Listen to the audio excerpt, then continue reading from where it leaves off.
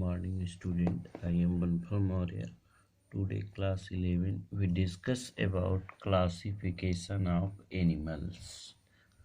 तो यहाँ पे हम आज आपको बताएंगे एनिमल्स का क्लासिफिकेशन किस प्रकार से किया गया है।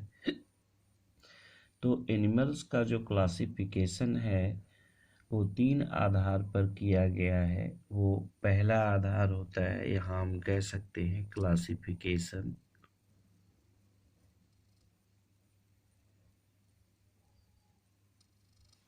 ऑफ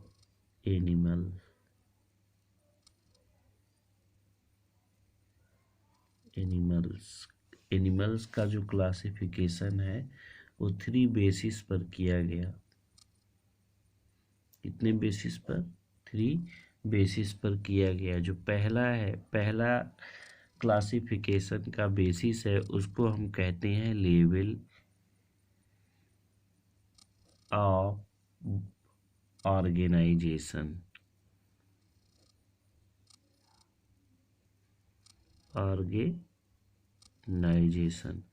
तो लेवल ऑफ ऑर्गेनाइजेशन का मतलब ये होता है कि किसी भी एनिमल्स के बॉडी का जो लेवल होता है वो किस प्रकार का होता है। सेलुलर लेवल का होता है, टिश्यू ऑर्गन या ऑर्गन सिस्टम लेवल का होता है। तो इसके आधार पे एनिमल्स को 2 कैटेगरी में डिवाइड किया जाता है। कितनी कैटेगरी में? 2 कैटेगरी में डिवाइड किया जाता है। जो पहला होता है वो सेलुलर लेवल। पहला क्या होता है? सेलुलर लेवल, ठीक है। और सेलुलर लेवल का सबसे बढ़िया एग्जाम्पल है, इसमें आता है फाइलम पोरीफेरा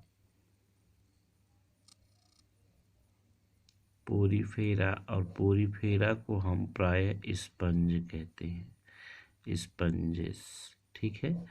तो ये पोरीफेरा हो गया सेलुलर लेवल पे। और टिश्यू ऑर्गन और ऑर्गन सिस्टम, इनके आधार पे जितने भी एनिमल्स होते हैं वे सारे एनिमल्स, या दूसरा जिसको हम कहते हैं टिश्यू, जिनमें टिश्यू का फॉर्मेशन हो गया, ऑर्गन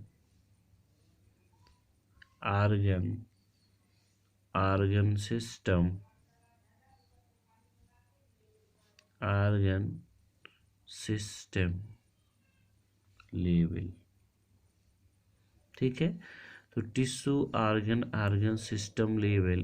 बाकी इसके पोरीफेरा और प्रोटोजोआ को छोड़कर बाकी जितने भी एनिमल्स किंगडम में सभी एनिमल्स आते हैं वो सभी इसके अंतर्गत आते हैं, ठीक है।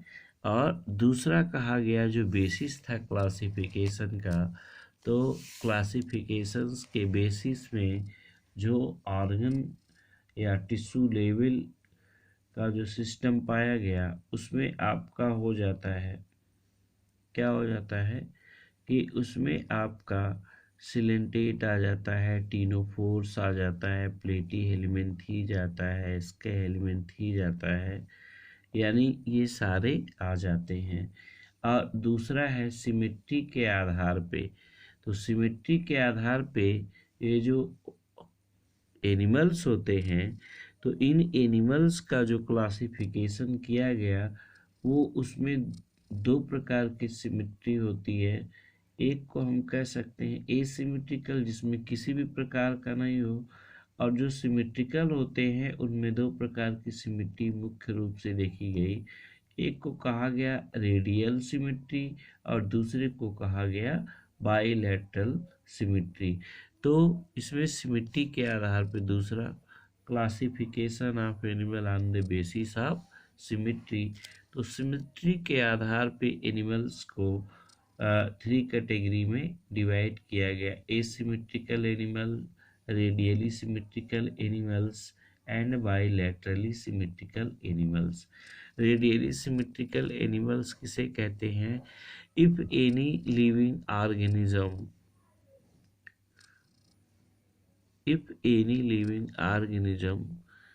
crossed section of these organisms pass through the center and divide the whole organism into two equal parts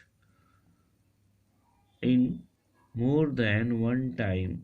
तो एक बार से अधिक किसी भी एनिमल्स को सेंटर से काटने पर वो दो बराबर भागों में कट जाता है।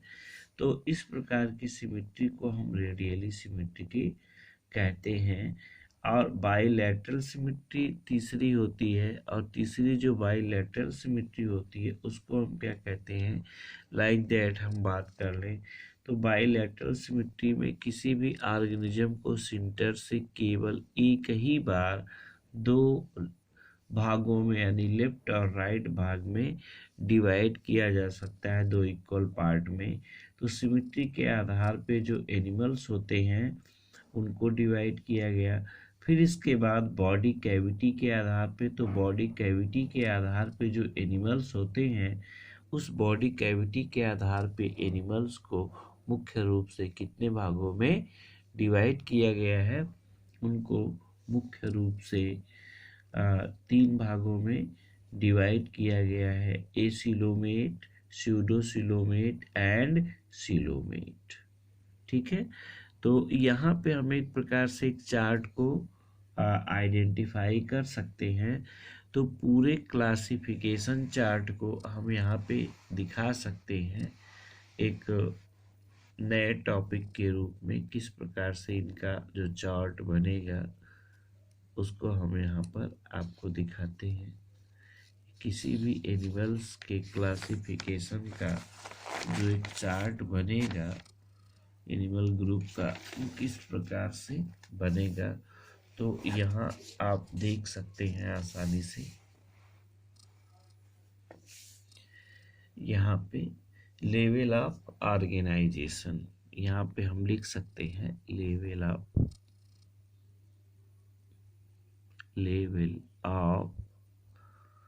ऑर्गेनाइजेशन।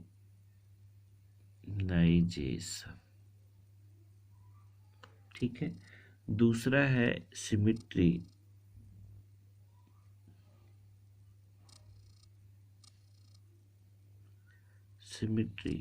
और तीसरा है बॉडी कैविटी या सीलोम।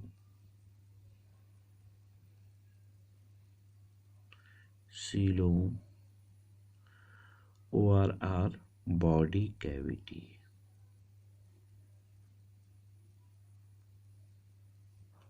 बॉडी कैविटी ये पहला है, ये दूसरा बेसिस है, ये तीसरा बेसिस है। तो यहाँ पे हम अगर कह लें कि ये पूरा एनिमल किंगडम है, यहाँ पे अगर हम लिख लें यहाँ पे ये एनिमल किंगडम है ऐसे। ठीक है, अगर हम इसको कह लें कि ये क्या है, animal kingdom.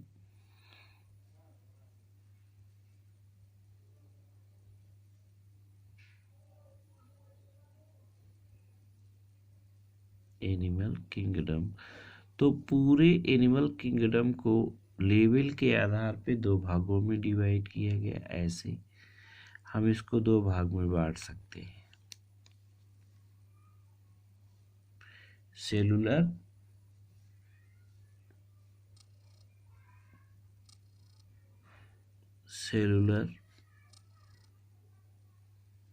Level of body organisation. ठीक है, और इसको हम क्या कह सकते हैं, टिश्यू। दूसरे वाले को क्या कह सकते हैं, टिश्यू।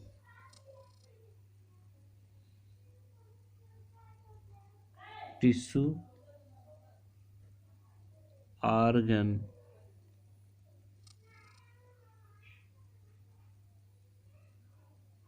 ठीक है ना, tissue, organ system,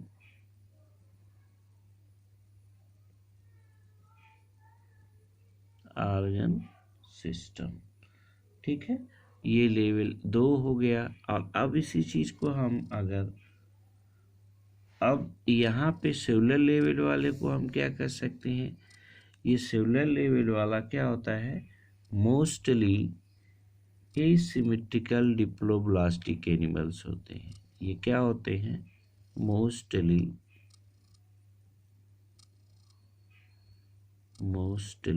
asymmetrical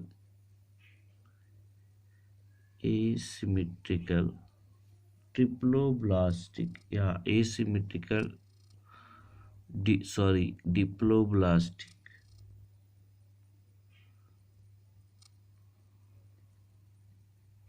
asymmetrical diploblastic यानी इनकी बॉडी 2 लेयर की बनी होती है, आउटर एक्टोडर्म, इनर एंडोडर्म। तो इसमें जो सीलोम क्या होते हैं, ये नो बॉडी कैविटी एसिलोमेट होते हैं। ये इसके अंतर्गत आपका पोरीफेरा आ जाता है, पोरीफेरा। और ये क्या होते हैं? Acoelomate, acoelomate.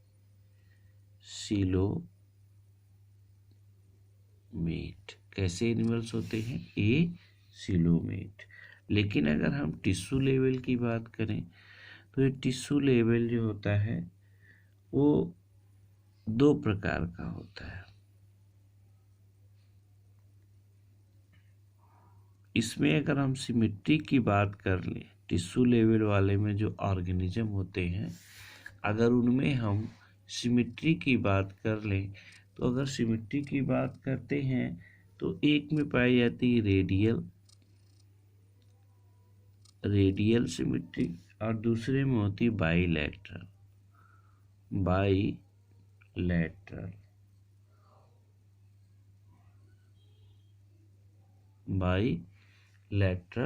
Symmetry.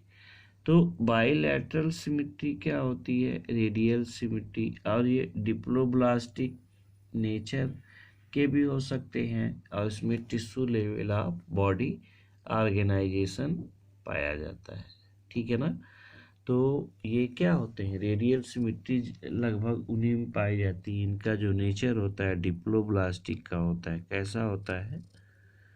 Diploblastic.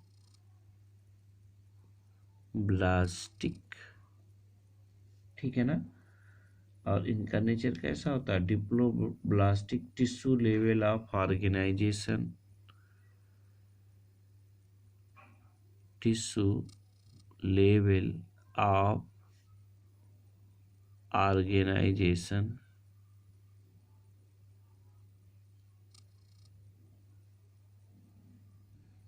Tissue level का इनमें क्या पाया जाता है? Organisation. No separate body cavity, इसमें बॉडी कैविटी क्या होती है? अलग नहीं होती है। नो सेपरेट बॉडी कैविटी, या हम कह सकते हैं नो सेपरेट बॉडी कैविटी। इनमें बॉडी कैविटी क्या होती है? सेपरेट नहीं होती, यानी नहीं पाई जाती है। अब इसको हम कह सकते हैं, इसमें जो एग्जाम्पल आएगा उसका एग्जाम्पल यहाँ पे हम लिख सकते हैं सिलिंट्रेट एंड टीनोफोर।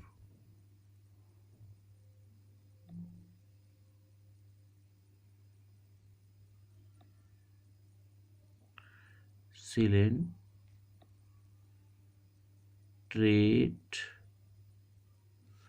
और दूसरा है उसको हम टीनोफोर कहते हैं, CTENOPHORE,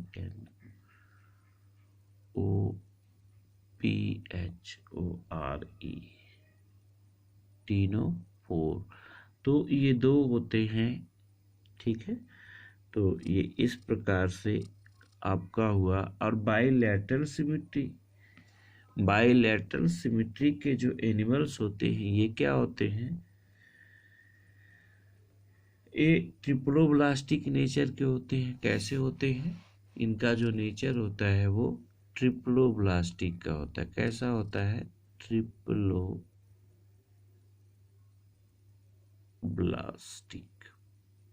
3 लेयर के बने होते हैं। ट्रिप्लोब्लास्टिक का मतलब होता है कि इनकी बॉडी जो होती है 3 लेयर की बनी होती है। और हमें कह सकते हैं कि 3 जर्म लेयर से बनते हैं, outer ectoderm, inner endoderm and middle mesoderm layer के द्वारा बॉडी इनकी क्या होती है, फॉर्म होती है। तो यहाँ पर ये जो है ये आर्गन लेवल का ऑर्गेनाइजेशन भी रखते हैं, ठीक है ना। सेपरेट बॉडी कैविटी होती है एंड डाइजेस्टिव सिस्टम, यहाँ पे हम कह सकते हैं सेपरेट बॉडी कैविटी और डाइजेस्टिव सिस्टम।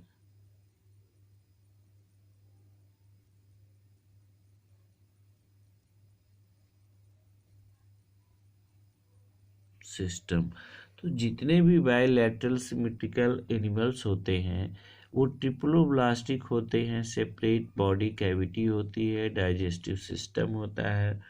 तो अब ये जो है सिमेट्री के आधार पे क्या होते हैं, बायलैटरल ट्रिप्लोब्लास्टिक होते हैं, सेपरेट बॉडी कैविटी होती है, डाइजेस्टिव सिस्टम होता है, जिनमें रेडियल सिमेट्री पाई जाती है। मोस्टली उस एनिमल्स में वे टिश्यू लेवल का ऑर्गेनाइजेशन पाया जाता है और वो डिप्लोब्लास्टिक होते हैं, ठीक है। उसमें किसी भी प्रकार की बॉडी कैविटी नहीं होती है, तो वो एसिलोमेट कहे जाते हैं। क्या कहे जाते हैं, एसिलोमेट। जैसे आपका पोरीफेरा हो गया उसी तरह से ये भी हो जाएगा सिलेंटेटा और टीनोफोरा। अब ये जो बाइलैटरल सिमेट्रिकल है, ऊपर स्पेस नहीं इसलिए हम नीचे की तरफ दिखा रहे हैं, ये जो है इनको 3 भागों में डिवाइड किया जाता है। इस एनिमल्स को कितने भाग में डिवाइड करते हैं हम, 3 पार्ट में। तो यहाँ पर इन 3 पार्ट को देखेंगे। एक को कहते हैं एसिलोमेट,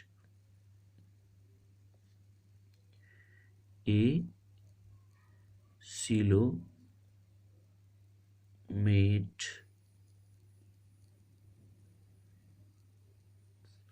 दूसरे को कहते हैं स्यूडोसिलोमेट, यानी विदाउट बॉडी कैविटी। इसको हम क्या कह सकते हैं, विदाउट बॉडी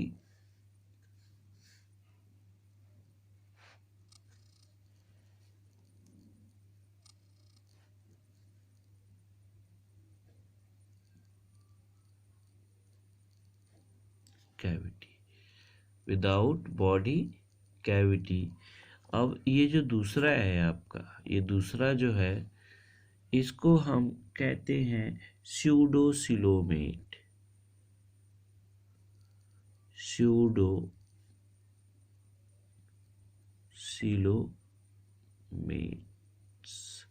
स्यूडोसिलोमेट्स का मतलब बॉडी कैविटी तो हो, लेकिन body cavity with false coelom, यानी उसमें सीलोम ट्रू नहीं हो। इसका मतलब क्या है, विथ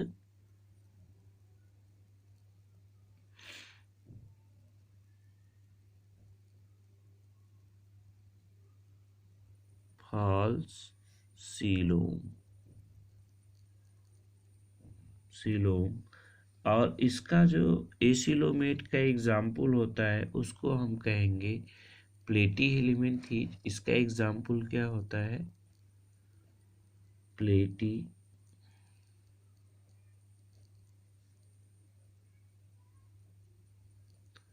हेलमिन्थीज। और इसका जो एग्जाम्पल होता है उसको हम कहते हैं एस्का हेलिमेंथीज। ये जो एग्जाम्पल है इसको हम कहेंगे प्लेटी हेलिमेंथीज, और इसके एग्जाम्पल को हम कहेंगे एस्का हेलिमेंथीज।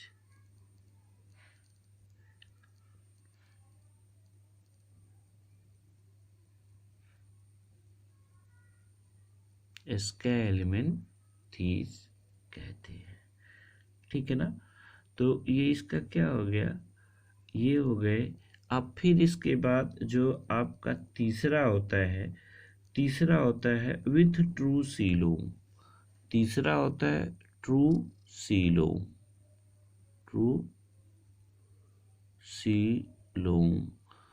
तो जिनमें ट्रू सीलोम पाया जाता है उनको हम क्या कहते हैं, सीलोमेट, या इसी को हम क्या कहते हैं, सीलोमेट्स।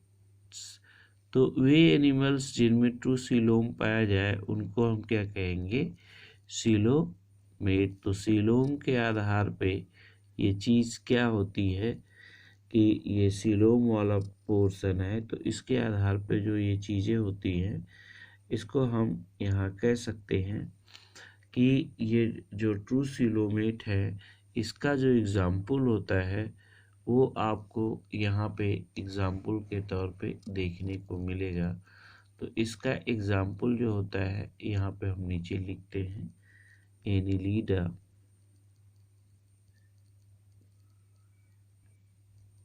एनिलीडा, ठीक है, आर्थ्रोपोडा,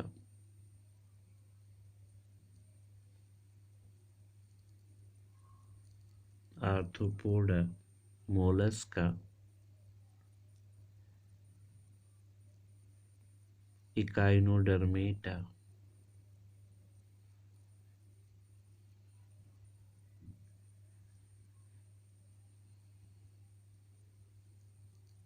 इकाइनोडर्मेटा, हेमिकार्डेटा,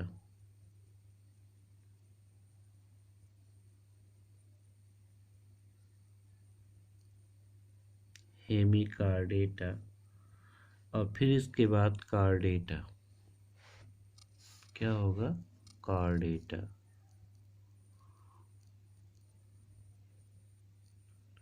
तो ये सारे एनिमल्स जो हैं सीलोमेट के अंतर्गत क्लासिफाई किए गए, जिनको हम क्या कहते हैं कि ये सभी सीलोमेट्स के एनिमल्स होते हैं। तो ये सीलोम के आधार पे या बॉडी कैविटी के आधार पे ये क्या हुआ है कि ये सारे क्लासिफिकेशन किए गए हैं। तो अब हम स्टडी करेंगे नेक्स्ट फाइलम जो आपका होगा, वो नेक्स्ट फाइलम होगा कि फाइलम पोरीफेरा। फाइलम जो नेक्स्ट होगा उसको हम क्या देंगे नाम? पोर बियरिंग एनिमल्स, जिसको एनिमल किंगडम में सबसे पहले हम किसको पढ़ेंगे? फाइलम पोरीफेरा को।